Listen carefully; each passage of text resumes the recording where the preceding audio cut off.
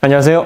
오통유 김정민입니다. GV90, 저희가 시승하고 왔습니다. 김들어와 함께 한 2시간 반, 3시간 가까이 제가 시승을 통해서 실내 그리고 외부 디자인 또 제네시스 GV90 플래그십 모델로서 독삼사 또 일본의 렉서스 이런 모델들과 경쟁이 가능할지에 대해서 이런 부분들에 좀 초점을 맞춰서 다양한 부분들을 보고 왔습니다.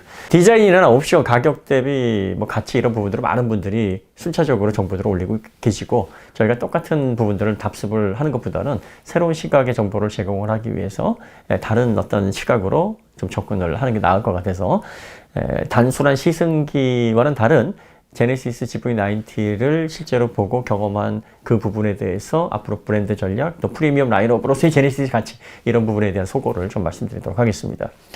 제가 지금까지 대형 세단, 특히 럭셔리 부분에 해당하는 독일 세단들은 경험을 거의 빠짐없이 해왔고요. 지금도 12기통 대형 세단을 소유하고 있고 S클래스도 현행 모델 이전까지는 W222까지는 제가 소유를 했었습니다. 그래서 사실은 프리미엄 대형 세단에서 제네시스는 이 내연기관이 계속 유지되는 한 절대로 따라갈 수 없다라고 지금까지 단정을 지었던 사람입니다.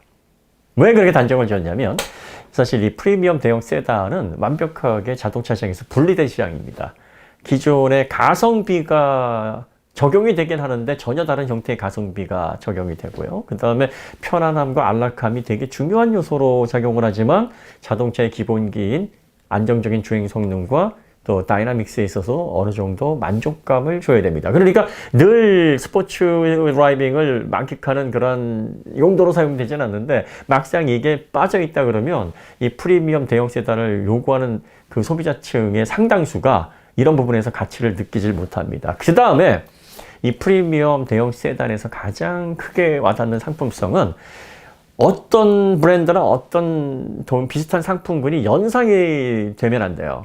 이 브랜드만의 독특한 컬러 그리고 트렌드를 선도할 수 있을 만큼 과감하고 그리고 혁신적인 그런 터치들이 보여야 됩니다. 그런데 이게 적나라하게 드러나 있으면 또 싫어합니다. 어느 정도 절제되어 있고 상당히 고급스럽고 우아하면서 그러면서 하나하나씩 사용하면서 이런 기능이 있었네? 이런 것까지 생각을 했구나. 역시 처음에 볼 땐 몰랐는데 이런 가치가 담겨져 있구나라는 그런 순간순간 느껴지는 감동이라 그럴까요? 이런 감성적인 터치를 계속 상당 시간 유지할 수 있게 만들어줘야 됩니다. 그러니까 겉으로 보여져서 매력적인데 하는 게 아니라 겉으로 보여지는 건 시각적인 정보와 실제 사용했을 때의 그 느낌 간의 이런 상관관계에 있어서까지도 깊은 고찰이 이루어져야 됩니다. 또 눈으로 보여지는 단순한 구성뿐만이 아니라 손으로 감촉으로 느꼈을 때, 촉각으로 느꼈을 때, 그리고 또 그 공간에 있었을 때의 전반적인 분위기들도 뭔가 내가 좋은 공간에서 편안한 안락한 그런 분위기 속에서 안정감 있게 이동을 하고 있다라는 전반적인 만족도 면에서 정말 괜찮구나 이런 느낌을 이루어야 됩니다. 만들어줘야 됩니다. 이게 굉장히 어려운 거예요. 그러니까 사실 프리미엄 대형 세단, 럭셔리 대형 세단 같은 경우에는 단순히 고급 소재를 사용한다? 그것만으로 부족합니다. 잘 달린다? 동력 성능 좋은 파워트레인? 이것만으로 부족합니다. 좋은 소재를 썼다? 이것만으로 부족합니다. 이 모든 것들이 프리미엄 대형 세단, 고급스러운 이동 수단에 길들여져 온 까다로운 소비자들이 두루두루 이거 정말 괜찮은데? 이 정도면은 이 가격 주고 전혀 아깝지가 않아라는 생각이 들도록 전반적인 환경, 전반적인 기능과 편의장치, 그리고 또 디자인, 시각적인, 촉각적인 이런 모든 감각적인 부분들을 다 어느 정도 만족시켜낼 수 있어야 됩니다. 그러니까 사실 돈만 있다고요, 자본만 있다고 해서 이 시장 들어와가지고 성공할 수 있는 절대 그렇지 않습니다. 그리고 또 이 프리미엄 대형 세단을 소유하는 소비자들이 또 중요하게 생각하는 게 히스토리, 헤리티지 이런 부분들입니다. 이런 것들은 눈에 보이는 게 아니에요. 조금 불만스러운 점이나 약간 이런 부분은 내 취향하고 안 맞는다고 해도 그래도 내가 이 브랜드의 최상의 라인업 플래그십을 소유하려면 이 정도 불편쯤은 해서 감수하게끔 만들 만큼의 위력을 발휘하는 게 바로 히스토리, 또 브랜드 밸류, 또 헤리티지 이런 부분들입니다. 제네시스가 그동안 많은 부분에서 만족시킬 수가 없었어요, 소비자들을. 히스토리, 헤리티지는 당연히 이거는 자본이 있다고, 의지가 있다고 되는 부분이 아닙니다. 이거는 오래 숙성되고 시간이 지나면서 쌓여져 나와야 되는 건데 지금 제네시스가 그럴 만큼의 역사가 없죠. 그러다 보니까 뭐 그걸 계승할 수 있는 전통, 헤리티지도 당연히 없습니다. 신생 브랜드예요. 그러니까 갑자기 현대자동차가 우리도 럭셔리 브랜드 차 만들 거야. 우리도 좋은 차, 좋은 소재 만들어가지고 좋은 안락한 동력 성능과 승차감 만들어서 뭐 편안하게 이동할 수 있게 해줄게 하고 낸 게 에쿠스였고, 그 에쿠스가 EQ900으로 갔고, 그게 이제 G90로 페이스리프트 할 때 EQ900이 잠깐 모양을 바꿔오고 실내 구성도 과감하게 하긴 했었습니다. 본격적인 3세대 대한민국의 프리미엄 럭셔리 대형 세단은 G90 지금 현행 발표된 모델인데, 그러다 보니까 제네시스에서 지금까지 보여줬던 가장 큰 특징이 뭐였냐면 고급스러움, 안락함, 또 우아함 뭐 이런 게 아니었어요. 제가 느끼는 제네시스는 조급함이었습니다. 조급함.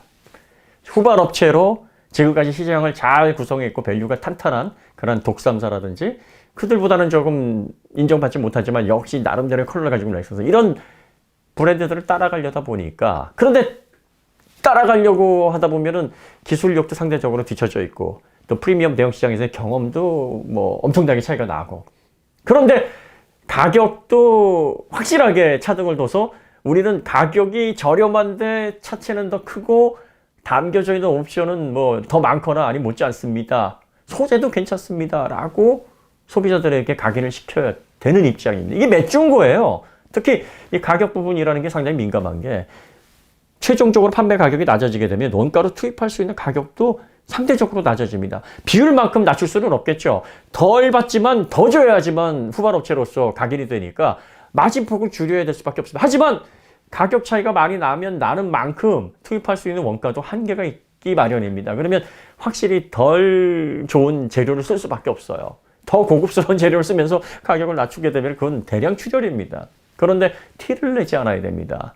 그러면 뭐 마감을 잘하든지 아니면 구성을 잘하든지 해야 되니까, 가장 좋은 방법이 색조 화장을 해서 뭐 기초 화장, 뭐 그 피부과에 가서 뭐 그 피부를 그려서부터 아주 티 없이 맑게 뭐 이렇게 유지를 할 수 있으면 많은 비용이 들지만 가장 효과가 좋잖아요. 그런데 그런 방법을 쓸 수 없으니까 화장을 짙게 해야 됩니다.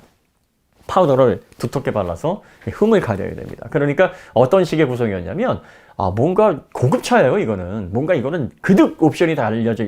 이거는 대형 프리미엄 세단이에요. 근데 가격도 저렴한데, 보세요. 이렇게 화려하고 이렇게 편리한 기능이 많아 보이는 차인데 안 사실 거예요? 우리가 이렇게 잘 담아놨는데 비싼 거 사지 마시고 이거 사세요라는 이 조급함. 이게 그동안 제네시스에서 너무 명확하게 보였어요. 그러니까 프리미엄 대형 세단을 선호하는 소비자들이 이거 한번 사보고 싶다, 이거 내가 한번 소유해보고 싶다라고 해서 구입하는 빈도가 극히 낮았습니다. 어떤 사람들이 왜 샀습니까? 주변 눈치 보여. 대형 세단 돈은 있는데 이거 사면은 또 먹고 살만한가 보다 해가지고 클라이언트들이 싫어할 것 같아. 이런 분들, 야, 공무원이 그런 거 타니? 안 되지. 해외, 우리나라 국산품을 이런 입장에 있는 분들, 기관 단체장, 그리고 또 뭐 대기업 임원들, 또 뭐 주변에서 사업을 하시는데 좀 보수적인 클라이언트들의 좀 눈치를, 이런 소비자들은 어쩔 수 없이 사왔단 말이죠. 그래서 국내 내수에는 안정적인 매출을 이룬 반면에 해외 시장에서 성적은 형편없었습니다. 그럴 수밖에 없는 게, 뭐 트렌드를 선도할 수 있는 그런 경쟁력을 가지고 있는 것도 아니고, 또 브랜드 밸류를 가지고 있는 것도 아니고, 뭐 가성비 측면에서도 낮춘다고 하지만 이게 한계가 있어요. 어느 정도 낮출 수는 있으나 뭐 눈에 확 띄게끔 낮춰버리게 되면 소재 자체를 제대로 된 경쟁이 될 만큼 사용할 수 없으니까, 뭐 이것저것 감안해 보면 차라리 얼마 더 주고 인정받는 브랜드로 가자라는 분위기 때문에 해외에서는 그야말로 제네시스가 길을 펴지 못했습니다. 소비자들에게 제대로 된 인정을 받지를 못했었죠. 자, 그런데 이번에 GV90를 보면서 이런 성급함, 이런 조급함, 후발 업체로서 구조적으로 어쩔 수 없이 이렇게밖에 할 수 없는 다급함, 이런 것들이 거의 걷어지고 안 보이더라는 거죠. 일단 디자인 부분에 있어서도 어디서 본 듯한 디자인이 아니에요. 이건 굉장한 모험입니다. 사실 현대와 같은 히스토리나 헤리티지가 없는 프리미엄 브랜드가 새로운 형태의 디자인과 새로운 형태의 시각적인 포인트로 승부를 한다? 이건 모험입니다. 경우에 따라서는 이건 어디서 본 듣보잡이야? 뭐 이런 얘기를 들을 수밖에 없는데 그런 시도를 과감하게 했다는 겁니다. 자, 이런 시도를 하려면 디테일이든 디자인이든 완성도가 높다라는 자신감이 없으면 안 돼요. 사실 우리가 메르세데스 벤츠, 뭐 BMW, 뭐 이런 최상위 모델들을 보면 이게 디자인이 정말 좋아서 좋다고 하는 건지, 대형 세단, 프리미엄 세단의 그런 정석이라고 생각을 해서 그 가치에 매료된 건지, 아니면 지금까지 이 브랜드가 가지고 있었던 브랜드의 밸류, 상징성, 그리고 그 브랜드를 소유함으로써 오는 만족감 때문에 이게 대형 세단의 정말 정석적인 디자인이다라고 세뇌가 된 건지, 뭐 둘 다겠죠. 그러니까 뭐 디자인의 완성도와 브랜드가 가지고 있는 상징성, 이게 적절히 믹스가 돼서 시장에서 하나의 형태, 하나의 트렌드를 만들어내고, 그게 사람들 눈에는 이게 정석이야, 이게 기본이야 라는 인식을 갖게 만드는 건데, 이건 후발업체가 의지를 갖고 있다, 우리가 또 하고 싶다고 해서 할 수 있는 게 사실은 아니거든요. 해놓고서 정말 많은 비난, 그리고 또 소비자들의 외면을 받게 돼버리면 상품을 기획해서 판매를 해서 그걸 수익을 거둬야 되는 기업 입장에서 난감한 일이 아닐 수 없습니다.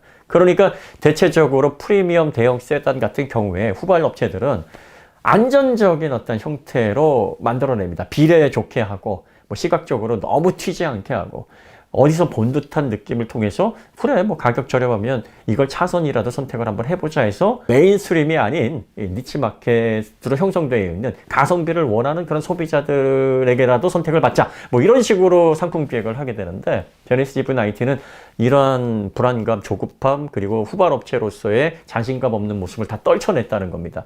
이게 해외 시장에서 어떤 평가를 받던, 일단 뭐 국내에서 판매고가 지금 상당히 높죠. 예상보다는 13,000대인가요? 초기 계약 대수가 상당히 폭발적인 반응을 이끌어내고 있는데, 물론 뭐 우리나라이기 때문에 그런 현상이 벌어지는 거는 세계적인 지표가 될 수 없으니까, 세계 시장에 이게 만약에 나갔을 때 사람들이 이 신생 브랜드에서 나온 이런 과감한 터치를 어떻게 볼 것인가 염려할 만도 한데, 이걸 일단 시료를 해놨다라는 겁니다. 거기에서 이제는 앞으로 이 제네시스 브랜드를 긴 안목을 가지고 다음까지 생각을 해서 전략을 펼치는구나. 당장의 판매력, 당장의 어떤 성과만이 아니라 앞으로 2세대, 3세대까지도 고려해서 앞으로 끈기 있게 이런 스타일대로 독창적인 컬러의 프리미엄 세단의 새로운 트렌드를 한번 만들어 보겠다는 의지가 담겨져 있구나라는 게 느껴졌어요.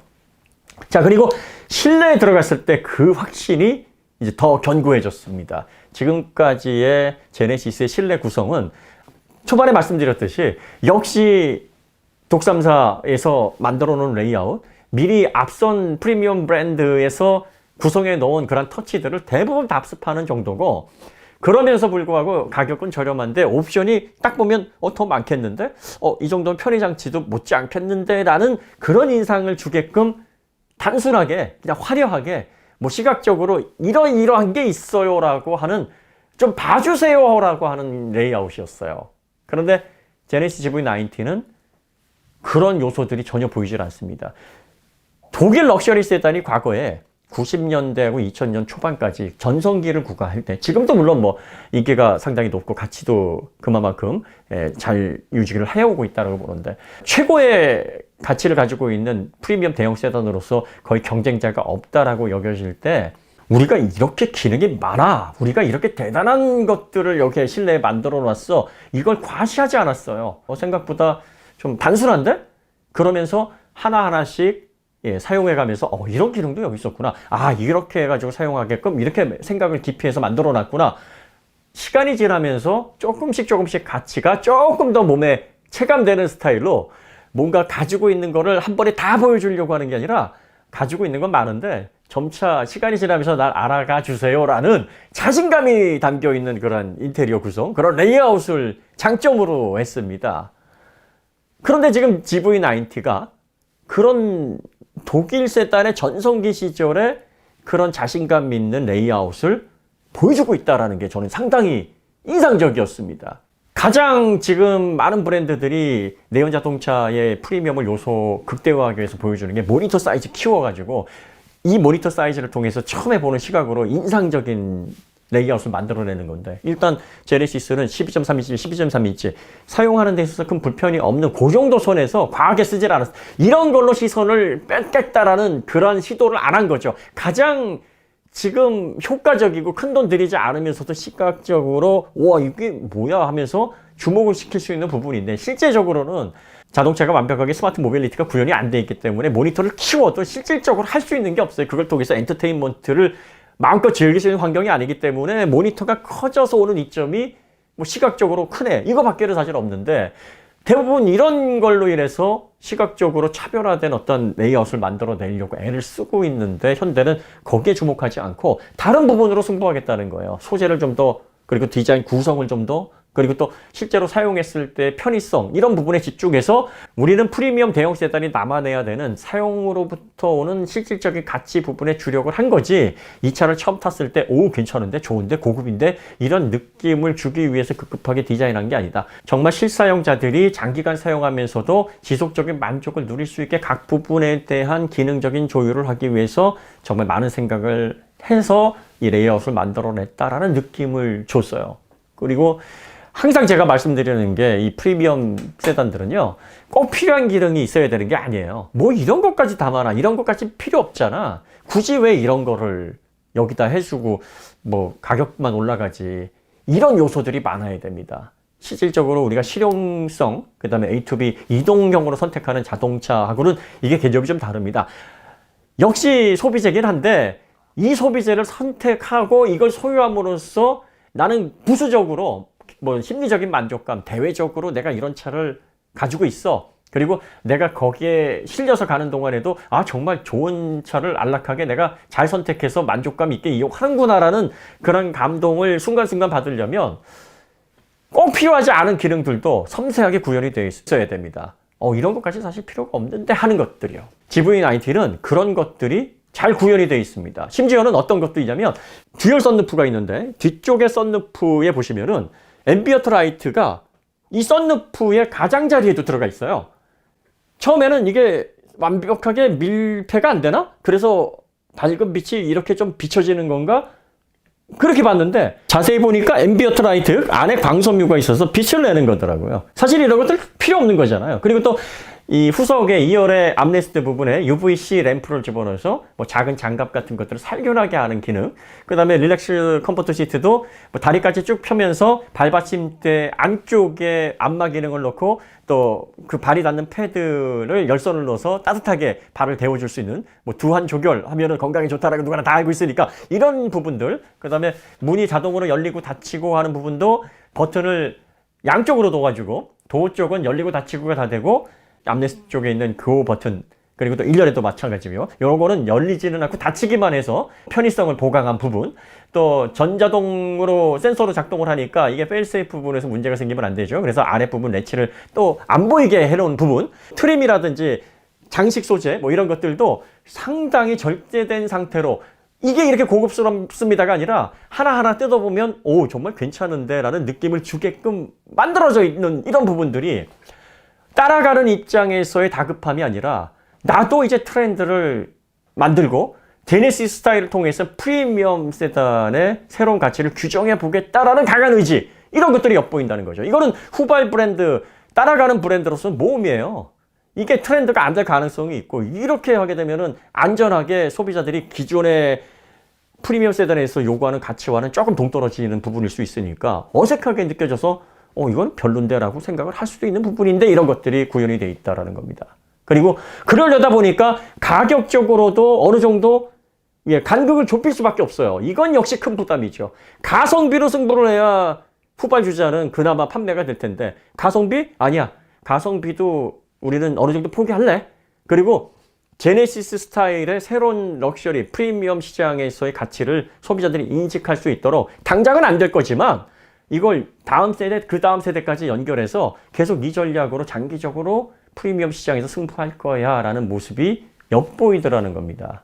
한마디로 말해서 현대는 다음과 그 다음을 고려하고 그 다음에도 소비자들에게 프리미엄에 해당하는 대형 세단의 가치를 실현할 수 있는 그런 전략을 바탕으로 다음에 어떤 상품성도 이런 방식으로 독자적인 컬러로 승부를 하겠다라는 전략이 세워져 있는 거고, 사실 내연 자동차들 기존의 프리미엄 시장을 장악하고 있는 브랜드들이 화려한 형태로 시각적으로 사람들에게 각인을 시키고 뭔가 이제 럭셔리한 내연 자동차가 경쟁력이 앞으로도 어느 정도 지속될 거니까 이것 좀 봐주세요라는 방식으로 바뀌고 있다는 건, 이게 전동화가 됐을 때, 다음 세대로 넘어갔을 때 뭔가 확실하게 이걸 가치를 이어갈 수 있을 만한 보관, 자신감 이런 것들이 사실 없기 때문에 지금의 현행 모델을 최대한 화려하게 보이기 위해서 그런 레이아웃을 사용하고 있는 것이 아닌가라는 그런 생각이 들었습니다. 앞으로 제네시스가 이제 전동화가 곧 2025년서부터 본격적으로 시작이 되고요. 2029년까지